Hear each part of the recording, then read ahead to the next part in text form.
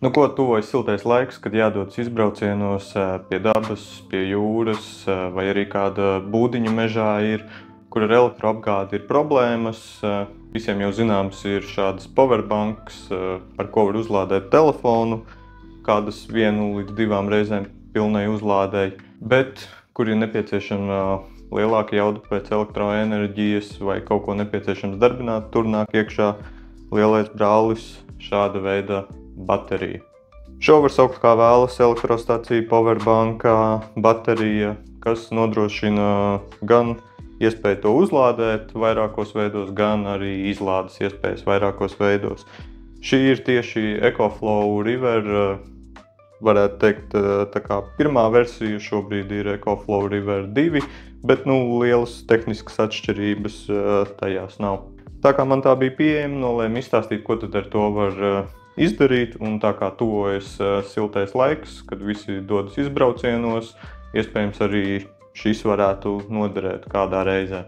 Kā jau zinām, šādas powerbanks nodrošina telefonu uzlādi, šī piemēram līdz 2 reizēm, kur šī lielā powerbanka to varēs izdarīt līdz pat 16 reizēm. Protams, redzams, ka izmēri ir nesalīdzināmi, un arī svara ziņā šī sver 5 kg, tā kā ērti pārnēsāt visu dienu nebūs, bet tā nodrošina daudz vairāk nekā mazā powerbanka. Noteikti jāsāk ar to, ko tā spēj, tātad tā ir vairākas iespējas, kā uzlādēt kaut ko.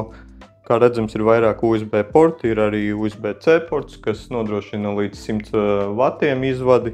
Tātad varēsiet pat pieslēgt portatīvo datoru, kas spēj lādēties arī caur USB-C vadu. Tālāk ir saucamais piepīpējamais, kāds ir mašīnās. Tātad nodrošina 12 voltu izvadu un varat arī pieslēgt šāda veida ierīces. Un pats galvenais, ko šī spēj, tātad arī varēsiet izmantot arī parastās elektroiekārtas, kuras jūs mājās spraužat rozetē. Tā arī šeit ir pieejams 2 rozetes, bet ir viens ierobežojums. Tā kā šī baterija nav tik liela, nespēja nodrošināt tik lielu jaudu, un tātad šeit ir ierobežojums ar iekārtām līdz 600 vatiem. Tātad fēnu teikanu noteikti nevarēsiet pieslēgt, bet datoru, televizoru, to pašu telefonu lādētāju arī tur var izmantot.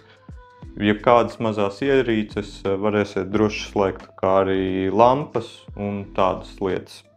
Protams, viena lieta ir uzlādēt ierīces, otra lieta, kā uzlādēt pašu šo bateriju. Tad tam ir vairākas iespējas, tā kā viņi ir paredzēti izmantot vietās, kur nav pieejama elektrība vai arī tajās pašās mašīnās, tad ir iespējami vairāki varianti. Tātad, protams, šeit atverot, pirmais ir no tās pašas mājā rozetes, tātad mājā iespraužat, uzlādēt, paņemat līdzi. Tad iespējams arī no mašīnas uzlādēt, no tā paša piepīpējumā, iespraužat un uzlādēt mašīnā, kamēr jūs pārbraucienā dodaties vai kā savādāk. Un trešā iespēja ir no saules paneļiem. Tātad jūs varat pieslēgt saules paneli vietās, kur nav elektroapgāde, piemēram, jums ir būdiņa mežā, un mierīgi variet izmantot par brīvu elektroenerģiju. Tad par šīs baterijas ietilpību es jau nedaudz pieminēju. Tātad šī ir mazā baterija, viņai nav liela ietilpība, tikai 266 vattstundas. Ko vēl vērts pieminēt, tad, protams, redzams jau, ka priekšā ir displejs, kurā ir redzams, cik stundas varētu darboties pie noteiktas izlādes. Varu arī nedaudz nodemonstrēt pieslēgtu telefonu uzlādēji. Un tātad šeit apakšā ir redzams, cik tiek ņemta strāva, un šeit redzams, cik stundas varēs nodrošināt šādu izlādi. Tad priekšā vēl ir lukturītis tāds mazs pieejams, ko var kaut kādos noteiktos brīžos noteikti noder, bet, protams, kā parasti lukturi nenēsāsiet līdzi. Kā jau šobrīd visām iekārtām, tātad ir iespējams arī ar Wi-Fi saslēgties caur telefonu un caur telefonu redzēt visus statusus, izlādēji, uzlādēji, gan ieslēgt lukturīti vai arī ieslēgt, piemēram, šo te izlādi caur rozetēm, jo tā ir jāieslēdz atsevišķi. Es šobrīd vairāk runāju par tādām lietām, kā paņemt kaut kur līdz šo bateriju un izmantot izbraucienos, bet viņai ir arī citas iespējas. Viņu var, piemēram, izmantot līdzīgi kā upsu. Un tagad nodemonstrēšu upsa funkciju. Tātad, kā redzams, lampa deg, viņa ir iesprausta. Tātad ir inputs un outputs. Un tagad izrausim no rozetes pašu bateriju. Un, kā redzams, lampa vēl aizvien deg. Inputa nav, outputs tagad ir jau no baterijas. Un redzams 14 vati un tā 18 stundas varētu degt lampa. Un tāpatās var arī uz otru pusi. Tagad tātad strādā no baterijas, lādēšana ir izrauta, un mēs tagad iespiežam atpakaļ, un viņš atkal pārslēdzās. Inputs un outputs ir vienādi, un atkal notiek caurlaide elektrībai, un baterija netiek izmantota. Tā it kā nodrošina šo funkcionalitāti, bet tur ir lielāks laiks pārslēgšanai. Tātad, kad viņi pazūd elektrība, ir lielāks laiks, kamēr viņi pārslēdzas no elektrības padeves atpakaļ uz bateriju.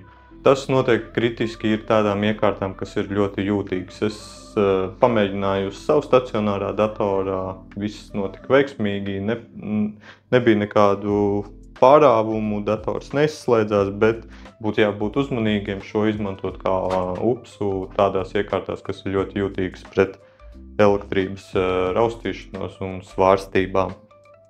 Šī EcoFlow baterija noteikti neaizstās šīs te mazās powerbanks telefoniem, kas ir ērti paņemamas un pat ieliekamas kabatā, bet ir diezgan noderīgas vairākos scenārijos, kā jau es teicu, tātad braucot kaut kādos izbraucienos, ir nepieciešams darbināt kaut kādas elektroierīces. Tad arī šī papildus iespēja, ka nodrošina šī veida upsa funkciju nepārtrauktai elektrības padevēji. Un, protams, noteikti var atrast arī daudz dažādas citas iespējas.